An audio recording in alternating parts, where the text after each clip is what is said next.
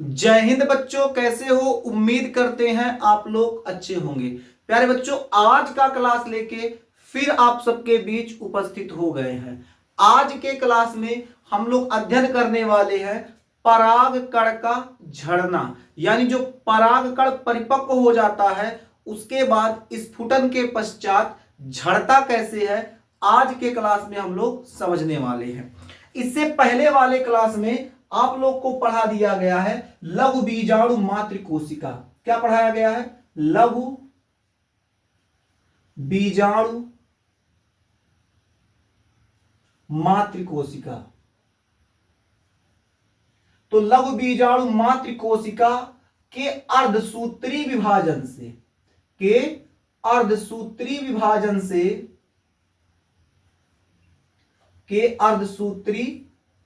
विभाजन से किसका निर्माण होता है? बताइए आप लोग। पिछले क्लास में आप लोग को पढ़ाए थे लघु बीजाणु मातृ कोशिका के अर्धसूत्री विभाजन से किसका निर्माण होता है? लघु बीजाणु का। ठीक है।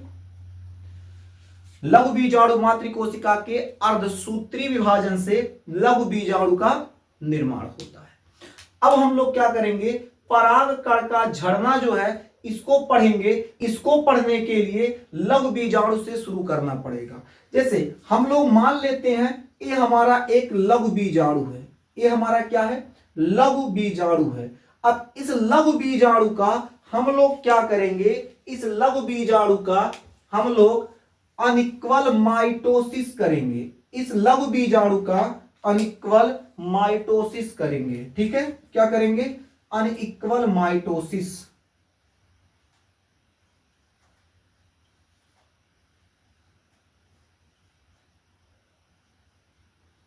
क्या करेंगे? अनइक्वल माइटोसिस करेंगे। ये क्या आपका है? तो ये आपका लघु बीजाणु है। इस लघु बीजाणु का हम लोग अनइक्वल माइटोसिस करेंगे। अब कहेंगे अनइक्वल माइटोसिस क्या होता है? माइटोसिस का अर्थ होता है समसूत्री विभाजन। क्या होता है? समसूत्री विभाजन। अनइक्वल मतलब होता है बराबर ना हो, यानी असामान्य आपका समसूत्री विभाजन। ठीक है, असामान्य समसूत्री विभाजन। तो माइटोसिस की हिंदी क्या होती है? समसूत्री विभाजन। समसूत्री विभाजन। ठीक, तो आपका ये जो लघु बीजाणु कोशिका है, इस लघु बीजाणु कोशिका का अनइक्वल माइटोसिस होगा। तो जब इसका अनइक्वल माइटोसिस होगा तो एक बड़ी सी कोशिका का निर्माण होगा। उस बड़ी सी कोशिका में एक छोटी सी कोशिका का निर्माण होगा, मतलब अनइक्वल, बराबर न हो। ठीक है, तो हम यहां देखेंगे एक बड़ी सी कोशिका का निर्माण होगा। इस बड़ी सी कोशिका को हम लोग कायिक कोशिका कहेंगे। इस बड़ी सी कोशिका को कायिक कोशिका कहा जाएगा। और इस कायिक कोशिका के अंदर एक छोटी सी कोशिका का निर्माण होगा जिसे जनन कोशिका कहा जाएगा। जनन कोशिका। तो जब हम लोग लघु बीजाणु का अनइक्वल माइटोसिस करते हैं तो हमको क्या मिलता है? अनइक्वल माइटोसिस के दौरान पाया ये जाता है एक बड़ी सी कायिक कोशिका का निर्माण होता है। उस कायिक कोशिका के कोशिका द्रव्य में एक छोटी सी कोशिका जिसका नाम है जनन कोशिका तैरता रहता है। ठीक है, कायिक कोशिका को हम लोग इंग्लिश में वेजिटेटिव सेल बोलेंगे। क्या बोलेंगे? Vegetative cell. और जनन कोशिका को हम लोग क्या बोलेंगे? Generative cell. Generative cell. Generative cell. तो एक बड़ी सी वेजिटेटिव सेल यानी कायिक कोशिका का निर्माण होता है और जनरेटिव सेल यानी जनन कोशिका का निर्माण होता है। यानी कितनी कोशिकाओं का निर्माण हो गया, 2 कोशिकाओं का निर्माण हो गया। तो 2 कोशिकाओं का निर्माण होता है तो इसे हम लोग क्या करते हैं, फिर से समसूत्री विभाजन करते हैं। इसका हम लोग फिर से समसूत्री विभाजन करते हैं, यानी इसका फिर से हम लोग माइटोसिस कराते हैं। तो माइटोसिस जब इसका फिर से कराएंगे तो क्या होगा, ये जो बड़ी सी कोशिका है ये ऐसे ही रहेगा, यानी आपकी कायिक कोशिका वैसे रहेगा। जनन कोशिका का फिर से विभाजन होगा, ये 2 कोशिकाओं का निर्माण करेगा। इन दोनों कोशिकाओं को हम लोग क्या कहेंगे, नर युग्मक। नर युग्मक, यहां से नर युग्मक का निर्माण होगा और ये आपकी बड़ी कोशिका कायिक कोशिका ऐसे ही रहेगी। तो अब यहां जो आपका परागकण निर्माण हुआ है, ये आपका पूरा परागकण निर्माण हो रहा है। यहां पर जो आपका परागकण निर्माण हुआ है, इस परागकण को कहेंगे 3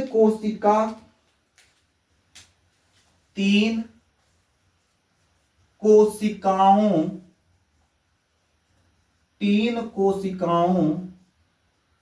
का परागकण। और इसे ऊपर वाले को हम लोग कहेंगे 2 कोशिका का परागकण। क्या बोलेंगे, 2 कोशिका का परागकण। अब इसका मतलब क्या हुआ, जब अनइक्वल माइटोसिस हुआ तब कायिक कोशिका और जनन कोशिका का निर्माण हुआ। तो एक कोशिका आपकी बड़ी वाली जो है वो कायिक कोशिका है, उसके कोशिका द्रव्य में एक छोटी कोशिका है जिसे हम लोग जनन कोशिका कह रहे हैं। अब बताओ, ये आपको कल के क्लास में पढ़ाए थे, लघु बीजाणु के द्वारा लघु बीजाणु चतुष्क की सहायता से आपका क्या बन रहा था, परागकण निर्मित हो रहा था। यानी जो लघु बीजाणु होते हैं उससे आपका परागकण का निर्माण होता है। तो जो परागकण अब बना है वो परागकण में एक बड़ी सी कोशिका है कायिक कोशिका और एक छोटी सी कोशिका है जनन कोशिका। तो कितनी कोशिकाएं हो गई, एक आपकी बड़ी वाली, एक कोशिका छोटी वाली, एक कोशिका, तो एक और एक 2 कोशिका हो गई। यानी इसे हम लोग क्या कहेंगे, 2 कोशिका का परागकण। समझ में आया आप लोग को? ठीक है। अब आगे बात करें, जब इसका माइटोसिस हो रहा है तो माइटोसिस के उपरांत ये बड़ी कोशिका ऐसे ही है। इसके अलावा ये देखिए जो आपकी छोटी कोशिका यानी जनन कोशिका थी वो 2 नर युग्मक का निर्माण करती है। तो कितना हो गया, ये बड़ी वाली 1 2 3, तो 3 कोशिका हो गया, इसलिए इसे 3 कोशिकाओं का परागकण बोला जाएगा। उम्मीद करते हैं इतनी बातें आप लोग को अच्छी तरीके से समझ में आ गया होगा। अब समझते हैं एक कायिक कोशिका जनन कोशिका क्या होता है। कायिक कोशिका अभी आपको बताएं, ये सबसे बड़ी कोशिका होती है। कायिक कोशिका क्या करता है, जनन नलिका का निर्माण करता है।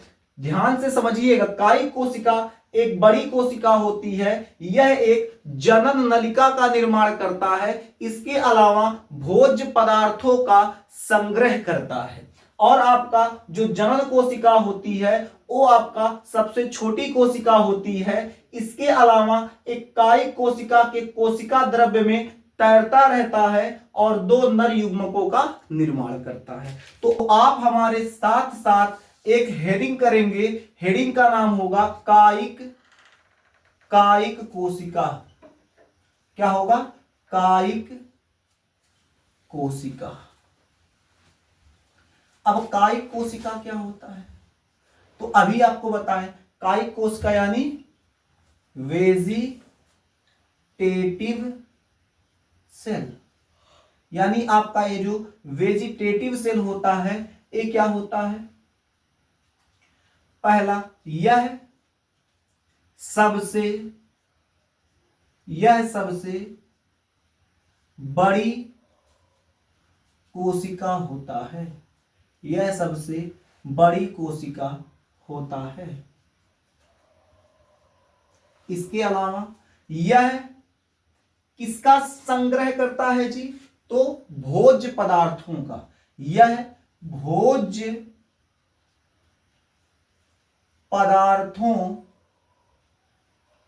का संग्रह करता है, या संग्रहण कर लीजिए, या चाहे संग्रहण लिख लेते हैं, संग्रहण करता है। ठीक है, कोई दिक्कत यहां तक नहीं। आगे बात करें, किसका निर्माण करता है, तो ए पराग नलिका का निर्माण करता है, नलिका, पराग नलिका का निर्माण करता है। किसका निर्माण करता है, पराग नलिका। उसी प्रकार आपका जो जनन कोशिका होता है, जनन कोशिका, जनन कोशिका अर्थात जनरेटिव सेल,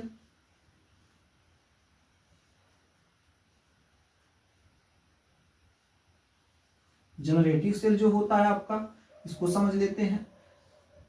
जनरेटिव सेल क्या होता है, ये छोटी कोशिका होती है, यह छोटी कोशिका होती है, यह छोटी कोशिका होती है। अच्छे जानते हैं कोशिका क्या है, छोटी कोशिका। कहां तैरता है, तो कायिक कोशिका के कोशिका द्रव्य में। तो लिख लेते हैं कहां तैरता है जी, तो यह कायिक कोशिका के कोशिका द्रव्य में, कोशिका द्रव्य में क्या करता है जी, तैरता है।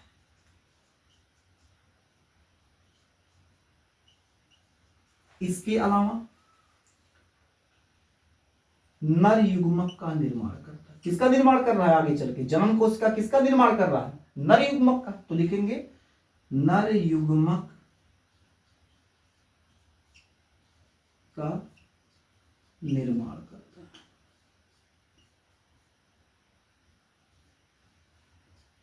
ठीक है, अब मेन तो अभी हमारा बात रह गया पराग कण का झड़ना। अब ये झड़ते कैसे हैं, मेन हमारा टॉपिक तो यही था। अब इसको समझते हैं कैसे झड़ते हैं। तो ध्यान से अगर हम लोग समझे तो यहां अधिकांश आवृतबीजी जो पादप होते हैं, आवृतबीजी का मतलब पहले बता दिए थे, जिसमें पुष्प प्रेजेंट होता है, उपस्थित होता है। तो अधिकांश आवृतबीजी पादपों में जो पराग कण होते हैं वो दो कोशिका अवस्था में झड़ते हैं। किस अवस्था में, दो कोशिका, मतलब उसमें एक कायिक होगा, एक जनन होगा। मतलब दो कोशिका अवस्था में अधिकांश आवृतबीजी पादपों में झड़ते हैं। कितनी अवस्था में, दो कोशिका अवस्था में। यहां देखिए ये आपकी कौन सी अवस्था है, दो कोशिका, यानी लगभग 60% के आसपास जो आपके आवृतबीजी पादप होते हैं उनके पराग कण दो कोशिका अवस्था में झड़ते हैं। इसके अलावा जो शेष रह जाते हैं, मतलब नियर अबाउट 40% के आसपास के आवृतबीजी जो पादप होते हैं उनके पराग कण तीन कोशिका अवस्था में झड़ते हैं, तीन कोशिका अवस्था में झड़ते हैं। यानी ये आपका दो कोशिका अवस्था हो जाएगा, ये आपका तीन कोशिका अवस्था हो जाएगा। अब इस नोट को आप लोग नोट कर लीजिए। तो यहां लिखेंगे हम लोग क्या, नोट। नोट में क्या लिखेंगे, अधिकांश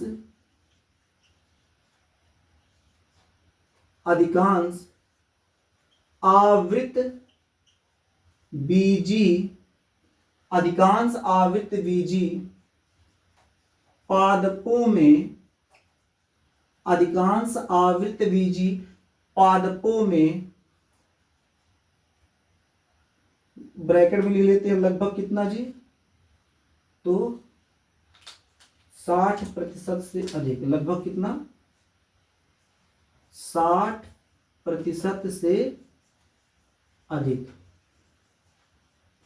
तो अधिकांश आवृतबीजी पादपों में कितना, 60% से अधिक।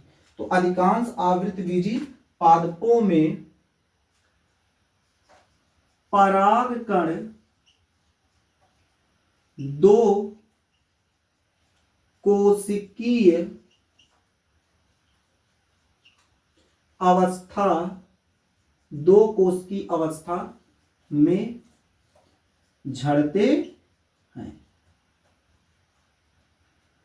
परंतु शेष, या ऐसे लिखते हैं शेष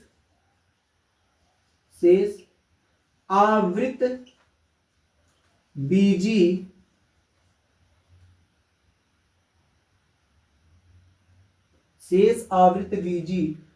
पादपों, शेष आवृत बीजी पादप कितने बचे हैं? तो 40%। शेष आवृत बीजी पादपों 40% से कम। शेष आवृत बीजी पादपों यानी 40% से कम। इसमें क्या लिखे हैं? शेष आवृत बीजी पादपों में परागकण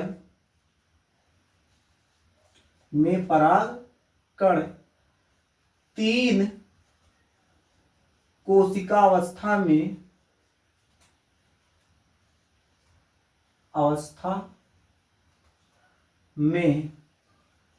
झड़ते हैं।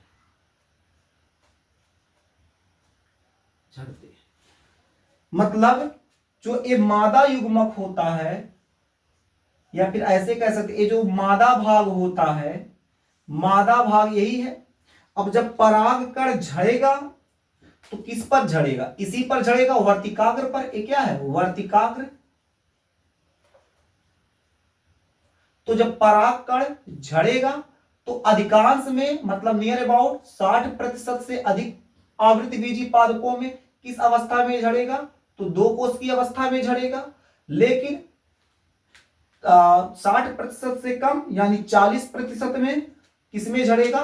तो तीन कोश की अवस्था में झड़ेगा। 40% में तीन कोश की अवस्था में झड़ेगा। 1 2 3, तीन कोश की अवस्था में झड़ेगा। ठीक है, इसके बाद इनका आगे का अपना प्रोसेस हो जाएगा। उम्मीद करते हैं इतना बात आप लोग को अच्छे से समझ में आ गया होगा।